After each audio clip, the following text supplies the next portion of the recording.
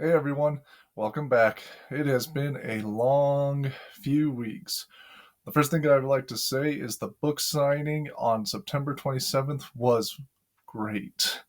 It was wonderful. I got to meet a lot of wonderful people, got to sign a few of my books and talk a little bit more about it, and it was just a wonderful experience and just a dream come true for me. I was really happy that everything went smoothly, that I was able to have my books on time, and I was able to just, like I said, be there and sign all these wonderful books and meet all these wonderful people and just can't describe it. It was wonderful. It was great. I'm really happy that everything went well and I did such a great job there selling some of my books and like I said, meeting people, talking about my book, getting people interested in it, and I just can't wait to hopefully do that again real soon. So, uh, part of what I've been working on these past few weeks is trying to get my book into the Barnes and Noble system permanently so that it will be there even though I'm not there to sign the books. It will be there hopefully on the shelves pretty soon. Me and my publishers are working hard on that at the moment, but until then, you'll just have to go to Amazon.com. It will be there on Amazon. It's still available on Kindle. It's still available on Amazon. So if you missed out on the book signing, the book is still available on Amazon, and you can definitely get the book there. And I strongly encourage you guys to go out, get the book, read it, and find out what you've been missing because it is a wonderful, fantastic fairy tale filled with love, filled with adventure, filled with magic, many miracles, and so much more.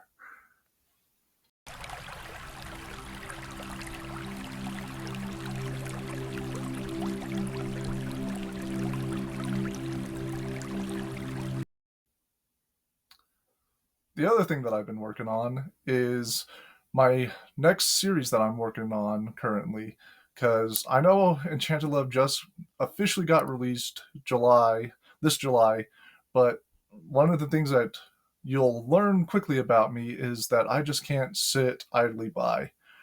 I have so many stories, so many adventures cooking up in my head that I just feel the constant need to write them down and share them with the world. But the most important thing is to write them down, get them out of my head, get them onto paper, and proofread and looked through. So I'm always writing something. I'm always sitting at my writing desk working on something, whether it be an idea, a concept, brainstorming, or just sitting and writing a full fledged adventure, a full fledged story. Which is why you don't see many of my video vlogs being posted on a daily basis. I rarely post video vlogs on a daily basis because I just am fixated on writing stories and getting my novels out there. I know I've said this a few times in past videos. I just want to reemphasize and reiterate that this is why you'll see one video 1 week and then wait probably 2, 3 weeks before seeing another new video. Unless you're just starting out and then you're just getting the whole kit and caboodle in one nice fell swoop, which is a lot nice. That the internet can do that for you. But anyway, like I said, sometimes though I do feel inspired to share a video vlog. Follow what my publishers are encouraging me to do is make a video vlog and just share some certain thoughts and certain ideas and concepts with my potential readers and fans. That way they can get to know me a little bit better, but also understand the process of me working on my stories and writing my novels. And like I said, right now I'm currently working on this brand new series, a wonderful series, in my opinion, that really touches the heart on growing up in a strange and unusual world. Because you could say that's a lot of my motivation in writing my stories is trying to bring back something that I feel has been lost especially in these modern times. Just like with Enchanted Love. Enchanted Love was mainly a gift that I wrote for my wife and for my daughter.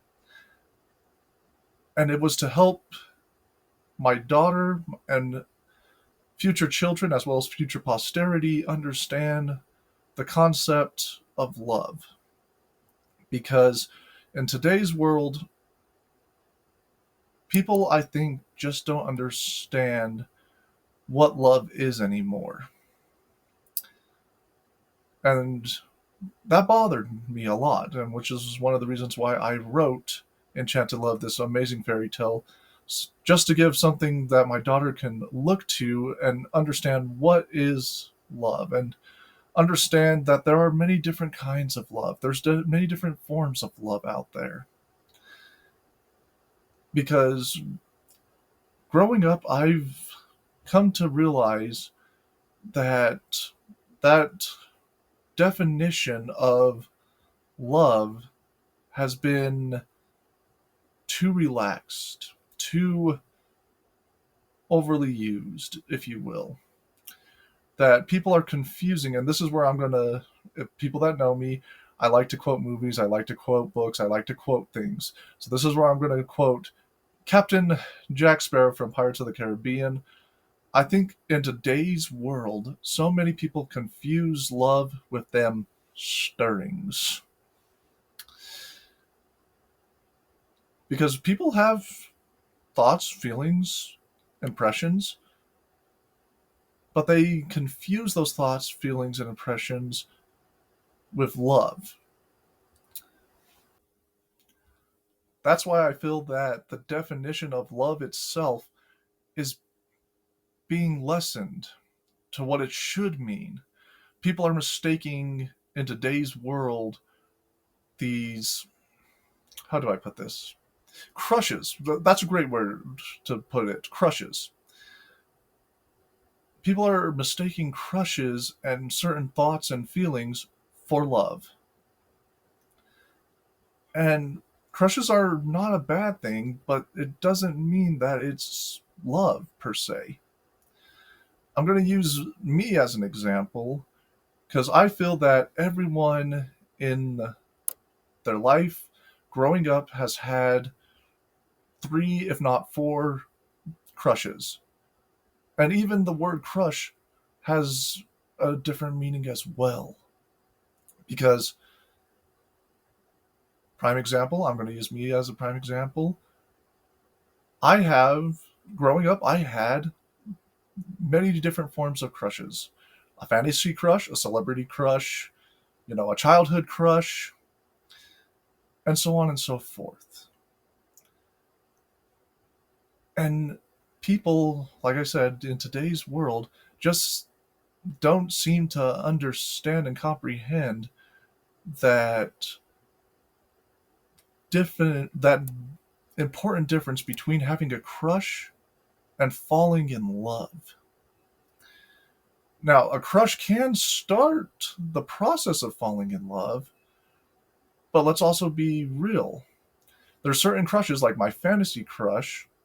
It is never ever going to happen, guys. No matter how much I would love it. Because growing up, I'll be honest, growing up, my fantasy crush was Renoa from Final Fantasy VIII. I just fell head over heels for that girl. It's like I dreamt about, getting to know her, getting to meet her. It's like, step aside, Squall. I want to get to know this girl. I want to have this girl be my girlfriend one day. But I was a kid. There is absolutely no way on earth that Renoa is going to just magically come to life and I'm going to live happily ever after with this fantasy character, this fictional character. But again, it wasn't a bad thing for me to have this little fantasy crush. Not bad at all. It only becomes bad, it only becomes wrong when I start obsessing over it. When it's like, nope, I only want Renoa. Renoa's the only one for me. It ain't going to happen. But that crush led me to understand why I had these thoughts and feelings about Renoa. Why was I attracted to this fictional character? What was so special about this fictional character that I started fantasizing about her? Well, she's smart, fearless, brave, an animal lover through and through. I mean, I just fell in love with how Renoa just loved her dog Angelo. She just really took care of that dog. They fought side by side together. It's like, man, that's a woman. A woman that just is an animal lover that loves her dog, and she's kind, she's smart, she's witty, but she's also one of those women that gets people out of their shell, gets people out of their comfort zones, is a little sassy. That's probably why I had a crush on this fictional character, is because those are some of the characteristics that I was looking for in an actual woman, a real life woman. And again, that's not bad at all to look for those kind of characteristics, to see those kind of characteristics, to see those attributes, and wanting to find someone in your life that can almost match those attributes. This kind of goes along with, you know, a celebrity crush, for example. Because again, I'm going to use me as an example. Growing up, my celebrity crush was and still is to this day, you could say, Victoria Justice. She was smart, she was funny, she was witty. I loved her music, I loved her acting. Again, I also loved her little sass in her shows that she did. And even though a celebrity crush is, again, a little different than a fantasy crush, because with a celebrity crush, this is an actual person. It's a little bit better than a fantasy crush, because here we go, diving into, now here's a celebrity. This person's real. This person I could actually fall in love with, per se, because they're real. But it's still more than likely never going to happen, guys. How in the world is Victoria Justice ever going to meet me, ever going to see me, ever going to know me? Growing up, I was a nobody. I was a small country boy in a small country town.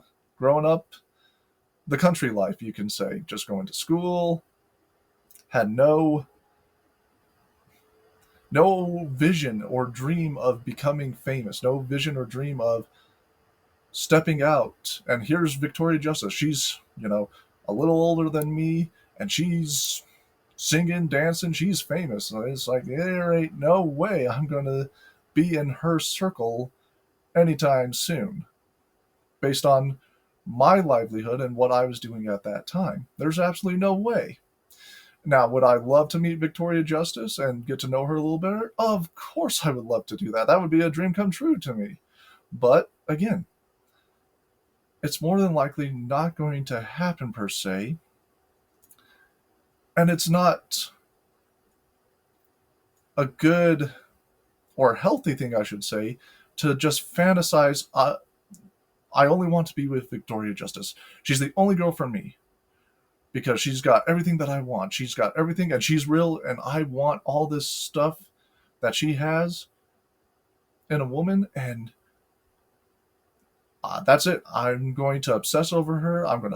That's where you're going to that borderline of becoming an obsessive fan and an obsessive potential stalker, which is not healthy. It's not good. This is where you got to understand, again, peel back those layers. Why do I have this crush on Victoria Justice? Like I said earlier, she's smart, she's funny, she's witty, she's got a fantastic voice, and there's just so many other things about her that, again, attracted me. And maybe that's a better word to use than a crush. An attraction. Again, quoting Captain Jack Sparrow, these stirrings. You're developing these stirrings, you're developing these feelings, and you don't know why quite yet, But in today's world, so many mistake those stirrings, those attractions, those crushes for genuine and pure love. And that's one of the reasons why I wrote Enchanted Love, is to hopefully help guide people, especially my children and future posterity, that, it's okay to have certain feelings, it's okay to have certain ideas, but that doesn't necessarily mean that's love. Love is so much deeper. Love is so much more than just the physical attraction, the feelings that one gets when they see someone in a room. For example, you go to a museum and you're walking around the museum and you see a beautiful piece of art. There's nothing wrong with admiring that beautiful piece of art, but just to go and say, you know what, this beautiful piece of art is so lovely and beautiful, I want it for myself, and then take it off the wall, that's not good. You got to set those boundaries, set those limits, and also understand what love is. And that's what I work really hard on all my stories, especially when I'm writing romantic stories. And that's one of the next series that I'm writing. It's about a girl growing up and coming of age, and she's trying to understand what love is. And I'm not going to spoil too much of the premise or the plot line for this story, because, like I said, it's just in the first few drafts pages.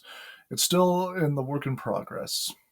But pretty much the highlight of this story, this next series that I'm working on, that I've been working on for a few months now, is trying to capture that teenage love and teenage confusion that is becoming so rampant in today's world.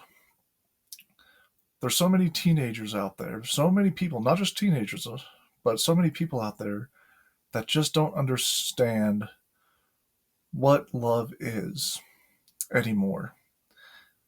That definition of love has been diluted through movies, books, televisions, and stuff, where so many stories and movies nowadays aren't capturing genuine feelings of love. They're not fully capturing that definition of it, which is why I felt like I needed to write these stories, especially these romantic stories, for my future children and future posterity, so that they can understand the difference between those stirrings, those feelings, those crushes, to eventually the feeling of love. And I feel like Enchanted Love did a great job capturing that. It was a wonderful story. I loved writing it, and I'm just so happy that it's getting out there, and hopefully people are learning a little bit more about love and what true love is. But the reason why I felt like I needed to write this next series and actually make it a series is to help not only paint a better picture of today's view of love, but actually help them to understand that it's okay to have certain feelings. It's okay to have certain emotions, but not necessarily those feelings and emotions are love per se. And helping them to understand, like I said, that true meaning of love and get a feeling of gratitude, a feeling of adventure. And that's what I like to do. I like to wrap up all my stories with mystery, wonder, and have deeper meanings and deeper messages woven within every story that I write. And so this next series, like I said, it's going to be about a teenage girl, and she is in a fantasy world learning those hardships and those struggles, just trying to grow up and learning those hardships and trials and trying to discover what love is. Because again, I feel like, especially in today's world, so many people are diminishing the word love and not understanding its full power, its full concept, and what it can do. And so I think that's where I'm going to leave off today, end this video today on just pondering on that question: what is love? And I hope that you guys look for Enchanted Love, read Enchanted Love, because it has a great example of what true love is. But also look for my other romance stories that are coming out and other stories that I work on that hopefully do a better job capturing love. Because, like I said, Enchanted Love did a great job capturing true love, but I don't think it did the job for expressing about teenage hormones and teenage passions.